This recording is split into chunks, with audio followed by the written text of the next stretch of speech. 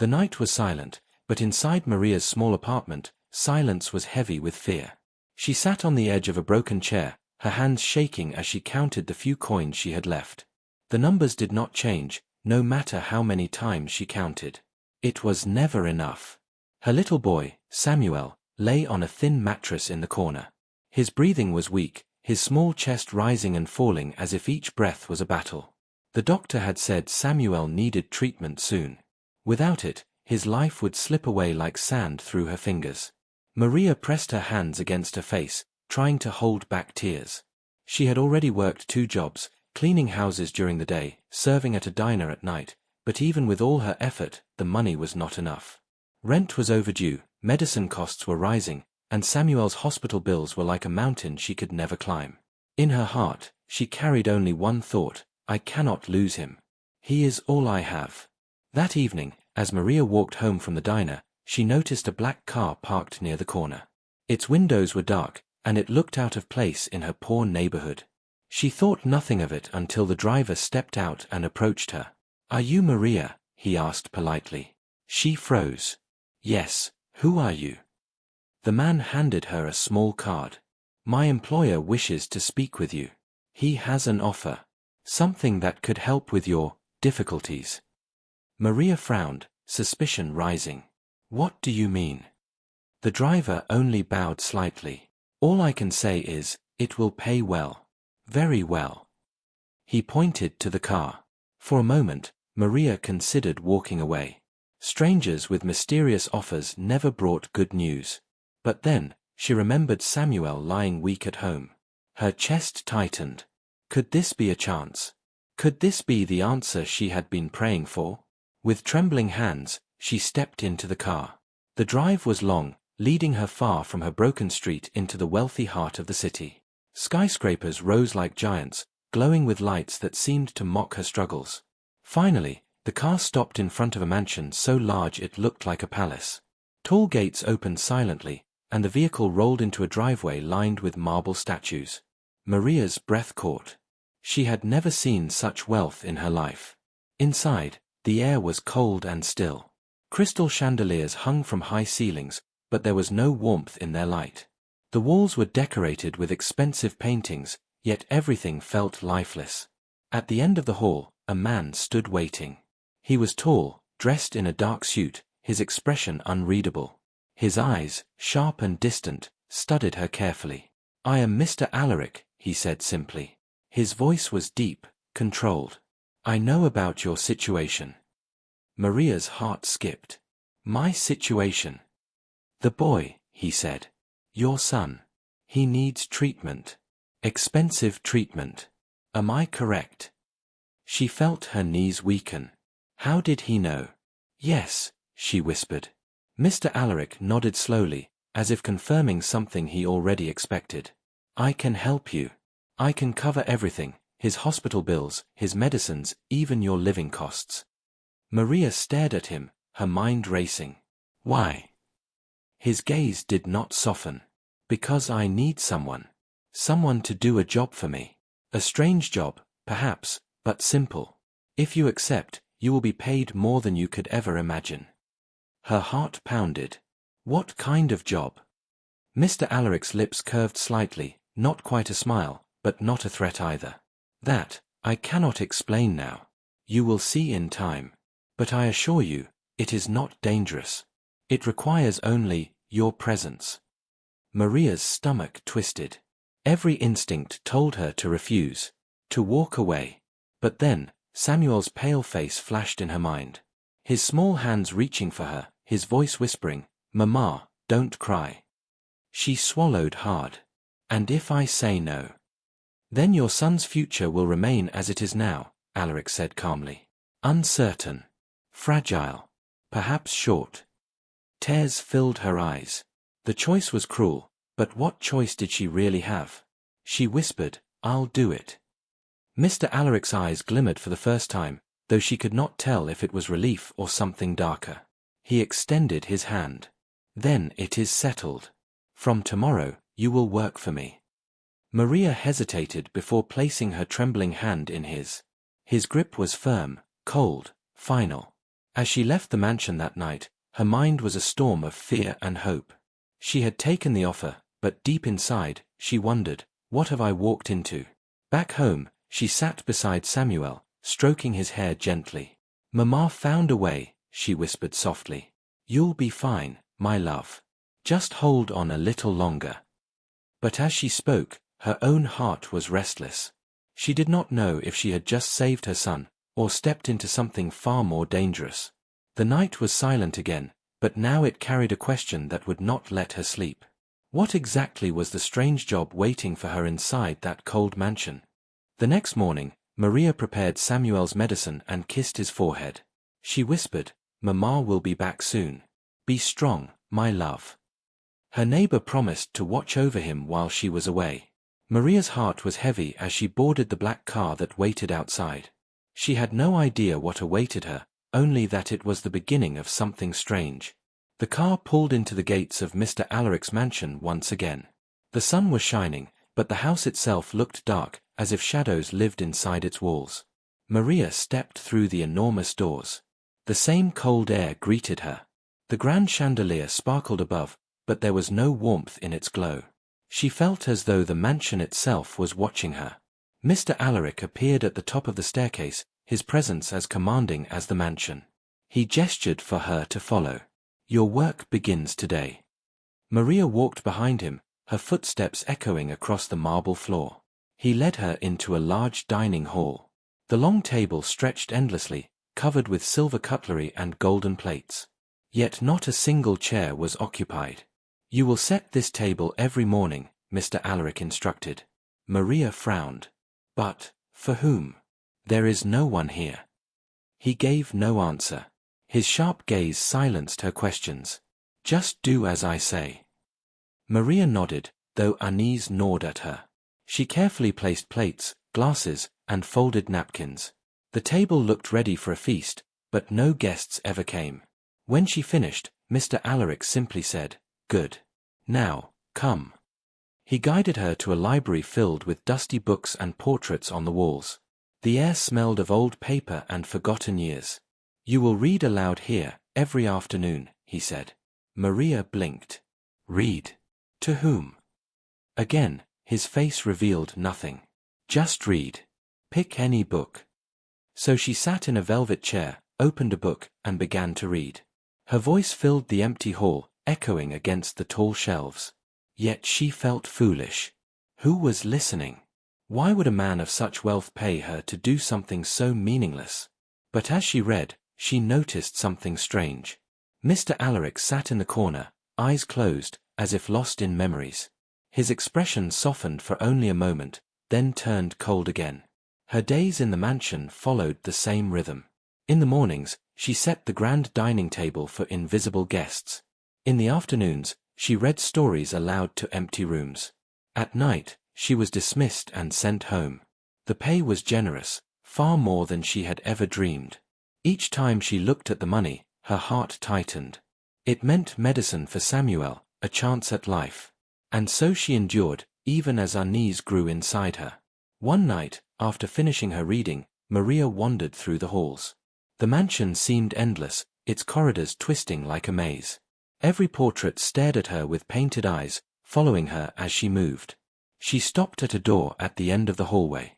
It was different from the others, smaller, plain, and locked with an old brass keyhole.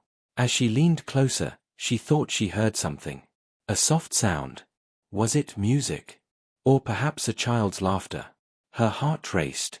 She pressed her ear against the door, but the sound faded into silence. Do not wander where you are not allowed. Maria jumped, spinning around. Mr. Alaric stood behind her, his voice like steel. His eyes burned with warning. I was only looking for the exit, she stammered. His stare did not soften. Stay away from that door. Maria lowered her head, muttering an apology. But inside, her fear grew stronger. What was behind that door? Why did it feel alive when everything else in the mansion felt dead? That night, when she returned home, she sat by Samuel's side, holding his hand.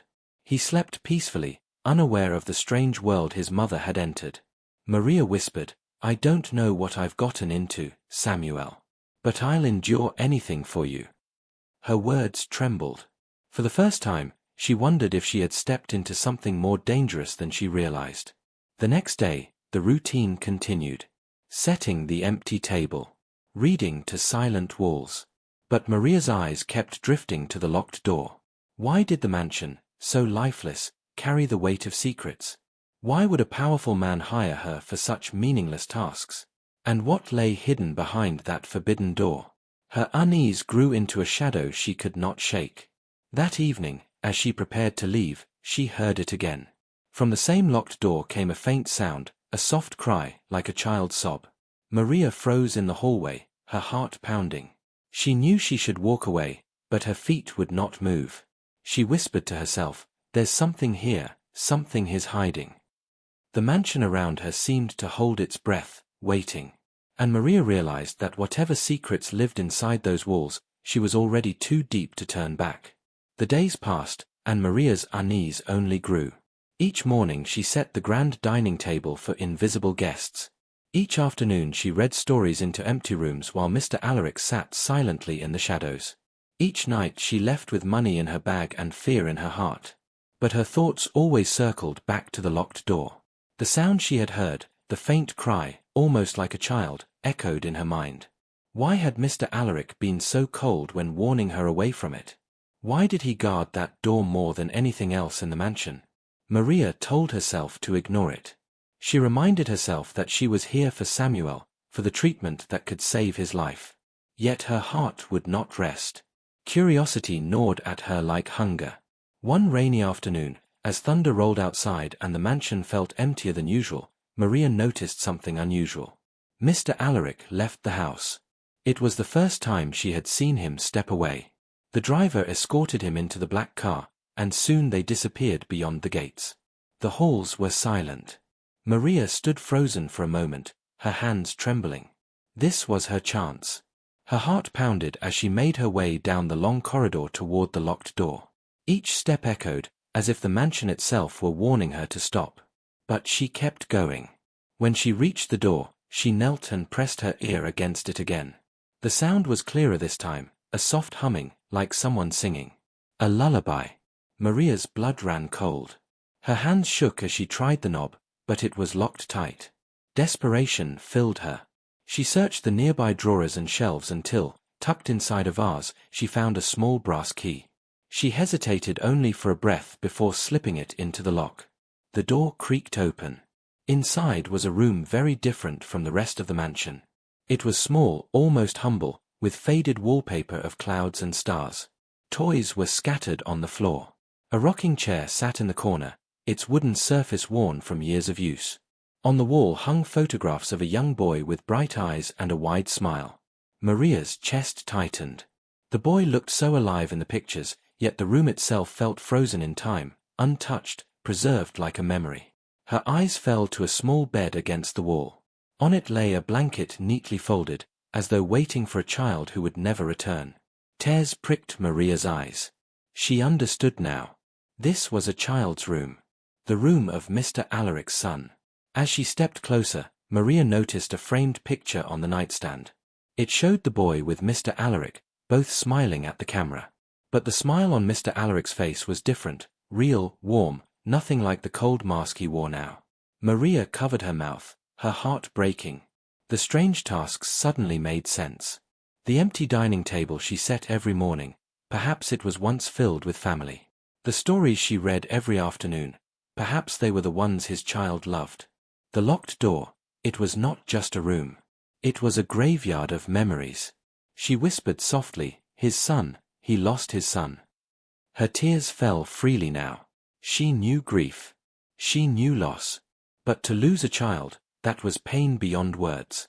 Suddenly, footsteps echoed in the hallway. Maria's blood froze. She turned toward the door, her heart racing. Mr. Alaric had returned. The door swung open, and he stood there, his face pale with fury. His eyes burned like fire as he saw her standing in the room.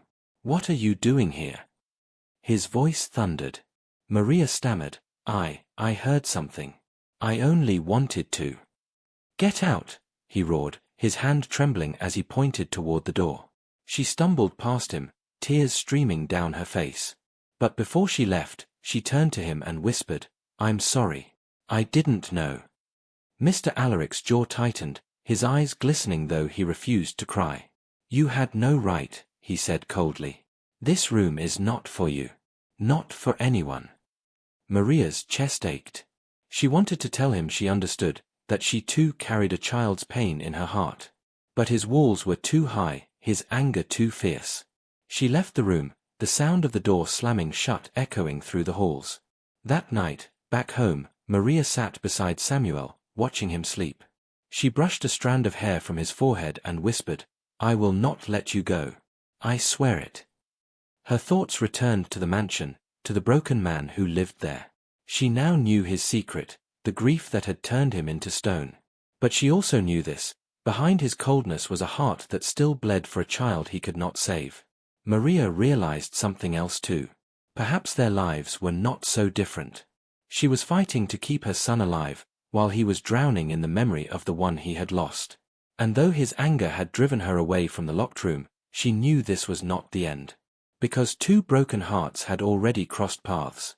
The mansion felt colder than ever after that night. Maria could barely look at Mr. Alaric without remembering the pain she had seen in that hidden room, the photographs, the toys, the bed waiting for a child who would never return. But what haunted her most was his face when he found her there. His fury was not just anger. It was grief, raw and unbearable, burning behind his cold eyes. The next morning, Maria hesitated before coming back. She thought of quitting, of walking away from the strange job and the haunted mansion. But then she thought of Samuel. The money she earned here was the only reason her son still had hope. So she returned, though her heart was heavy. When she entered, Mr. Alaric was already waiting in the grand hall. His face was calm, but his eyes told another story. "You disobeyed me," he said quietly, though his voice carried like thunder in the silent room. Maria lowered her head. "I did. And I am sorry. I never meant to hurt you." "You had no right to open that door," he snapped, his voice rising. "That room is mine. Those memories are mine. You will never speak of them again." Maria's hands trembled. She wanted to stay silent, to nod and accept his command. But her heart refused. She lifted her chin, her voice breaking but firm. "I know I should not have entered. But I saw the truth. I saw your son's face in those pictures. I know what you have lost." Mr. Alaric's face went pale. His fists clenched at his sides. "Enough." But Maria did not stop. "You think locking a door will lock away the pain," she said softly, tears rising in her eyes. "But it doesn't. I know, because I live with pain too. Every night I hold my son's hand and pray he will live long enough to see tomorrow. I am fighting to keep him, just as you once fought for yours." Her words seemed to strike him like arrows. His chest rose and fell, his breath uneven. For the first time, his mask cracked. His voice shook when he spoke. "You know nothing of what I have lost. My boy was my life. One day he was laughing, running in the garden, and the next, he was gone. No doctor, no money, no prayer could save him. Do you know what that is like? To hold your child and feel the life leave them." Maria's tears spilled freely now. She whispered, "I do not know that pain. But I know the fear of it. I live with that fear every moment. And it eats me alive." The room was silent. Two broken souls stood facing each other, their grief colliding like waves against stone. Mr. Alaric turned away, his shoulders heavy. For a long moment, he said nothing. Then his voice came, softer than Maria had ever heard it. "Why did you take this job, Maria? Why accept the strange things I asked of you?" Her lips trembled. She thought of Samuel's thin face, his tired eyes, his small hand clutching hers. "For my son," she said simply. "He is sick. The doctors say he needs treatment, and it costs more than I could ever dream to earn. I took this job because it was the only way to save him. I would do anything for him. Even endure this mansion, even endure your anger." When she finished, silence fell again. But it was different this time. The air no longer felt sharp with fury. Instead, it was heavy with something else, understanding. Mr. Alaric turned back to her. His eyes were no longer cold, but tired, haunted. For the first time, Maria saw the man behind the wealth, behind the cruel commands. A father. A grieving father. "You love your son as I loved mine," he said slowly. "That I can respect." Maria's chest tightened. She had not expected his words, nor the flicker of gentleness in his gaze. But then his voice hardened again, though less cruelly than before. "If you wish to continue working here, you will follow my rules. No more wandering. No more secrets. Do you understand?" Maria nodded, wiping her tears. "I understand." The days that followed were different. Though Mr. Alaric remained distant, something in him had shifted. He no longer watched her with suspicion, but with quiet observation. Sometimes, when Maria read in the library, she caught him listening more closely, his eyes far away as though he saw his son in the sound of her voice. Other times, when she set the empty table, she noticed his gaze lingered not on the plates, but on her, as if he wondered why she did not run away like everyone else. The silence between them was no longer just cold, it carried unspoken truths, fragile but real. One evening, after Maria finished her tasks, Mr. Alaric stopped her at the door. "I will increase your pay," he said abruptly. Maria blinked in surprise. "Increase it? Why?" His eyes held hers, unreadable yet intense. "Because I want you to stay. But if you stay, you must agree to something more." Her breath caught. "What do you mean?" He stepped closer, his voice low but firm. "I don't just want you to work here. I want you to live here. You will act not only as a worker, but as family." Maria's heart skipped.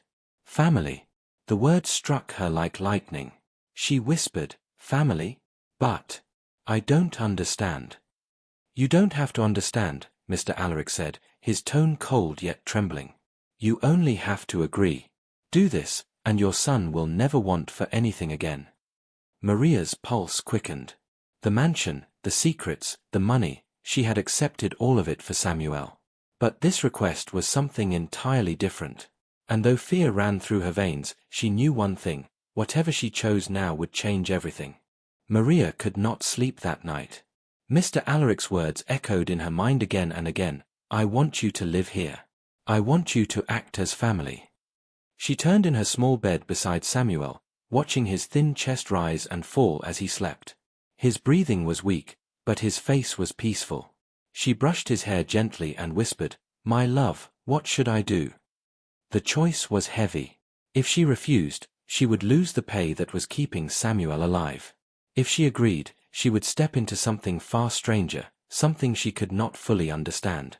By dawn, Maria knew her answer. For Samuel, she would do anything. That evening, Maria returned to the mansion. Mr. Alaric was waiting, standing at the bottom of the staircase. His dark eyes studied her as though searching for her decision. She drew in a deep breath. "I will stay. For my son's sake, I will agree to your request." For the first time, his cold expression softened. His lips did not form a smile, but there was a flicker of relief in his gaze. "Then from today," he said slowly, "this house is also yours." The days changed after that. No longer did Maria arrive each morning and leave at night.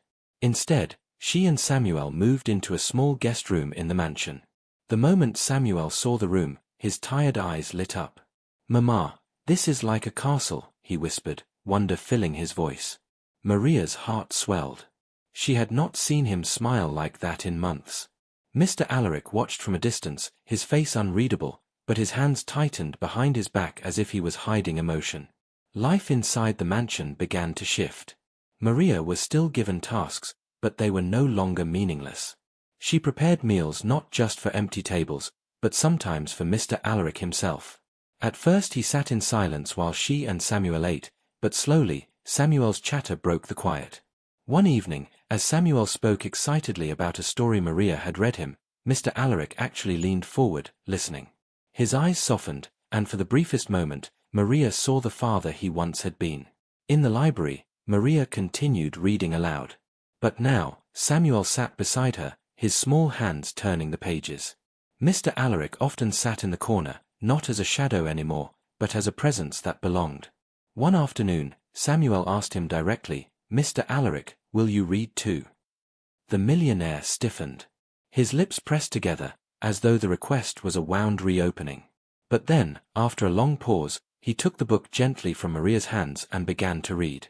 His voice cracked at first, but slowly it grew steady. Samuel smiled brightly, and Maria's eyes filled with quiet tears. It was the first time she had ever heard Mr. Alaric's voice carry warmth. The cold mansion began to change. Flowers appeared in the hallways, placed by Maria. The dining table, once always empty, now held real meals, eaten together. Samuel's laughter filled the rooms, chasing away years of silence. And with every passing day, Mr. Alaric's stone-like heart showed small cracks of light. He was still stern, still guarded, but he no longer looked like a man consumed only by grief. But with change came fear. Late at night, when Samuel was asleep, Maria often sat alone, her hands folded tightly. She could not forget the truth: her son was still sick. His smiles were brave, but his body was weak. Time was running out, and though Mr. Alaric's wealth had given them a chance, she knew one day the truth could no longer be hidden. Sometimes she caught Mr. Alaric watching Samuel with a strange look in his eyes, a mixture of tenderness and sorrow, as though Samuel's presence reminded him too much of what he had lost.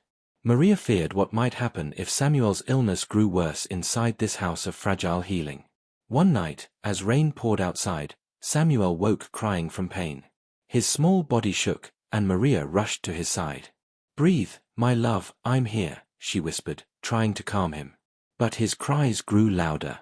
The noise carried through the halls. Moments later, Mr. Alaric appeared at the doorway, his face pale. "What's happening?" Maria's eyes filled with tears. "It's his illness. It comes in waves. I must take him to the hospital at once." Without hesitation, Mr. Alaric said, "I'll come with you."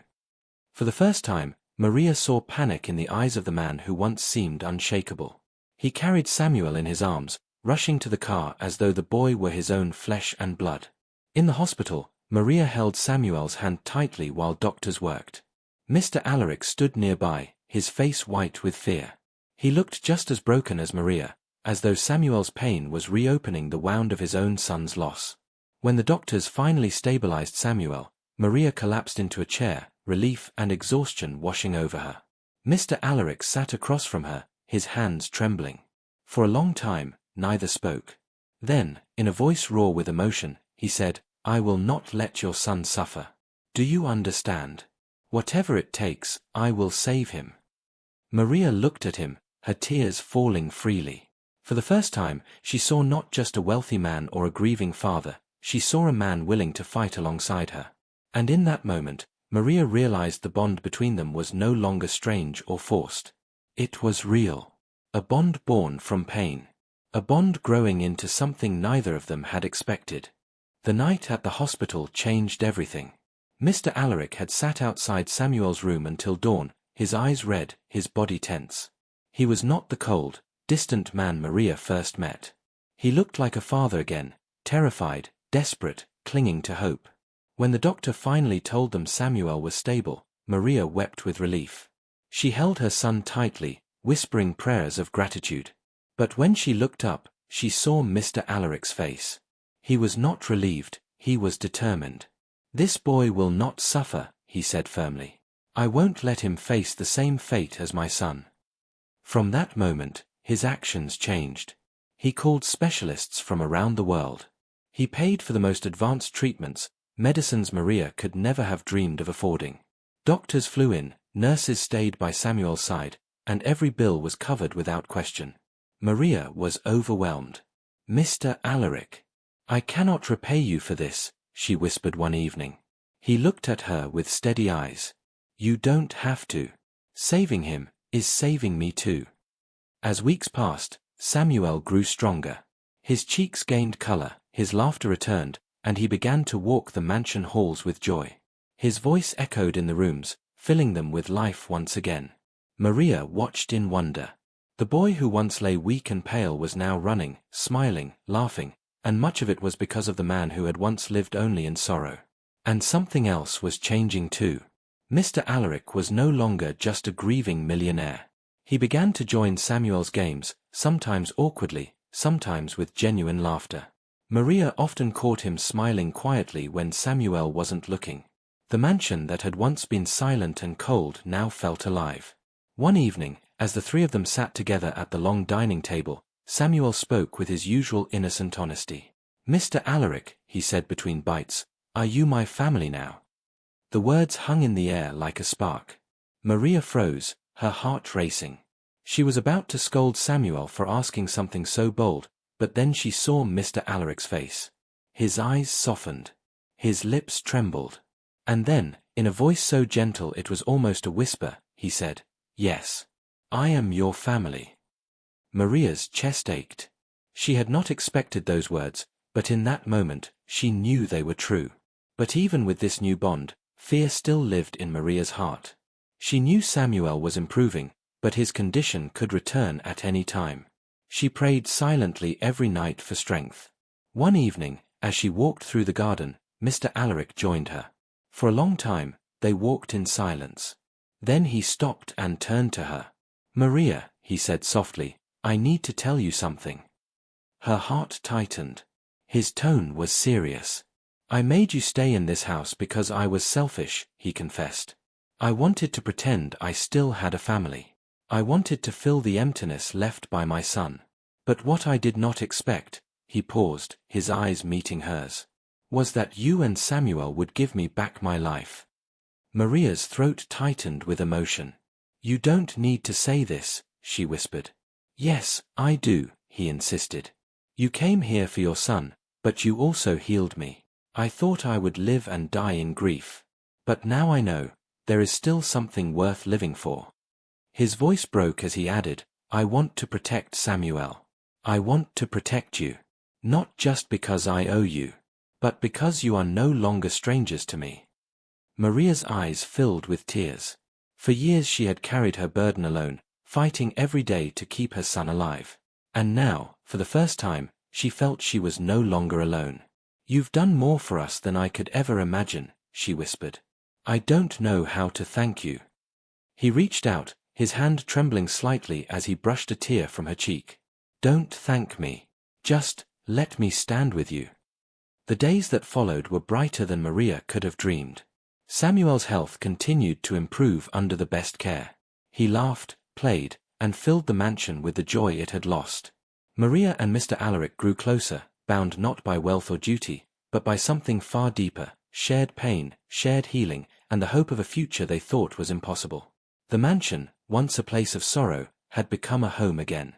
One morning, as sunlight streamed through the windows, Samuel ran through the hall with laughter, calling out, "Mamma! Mr. Alaric! Come play with me." Maria and Mr. Alaric looked at each other, their faces touched with the same gentle smile. And in that moment, they both knew the truth. The strange job that had once begun in desperation had led to something no one expected. Not just healing. Not just survival. But the creation of a family. A family born from broken hearts, now whole again.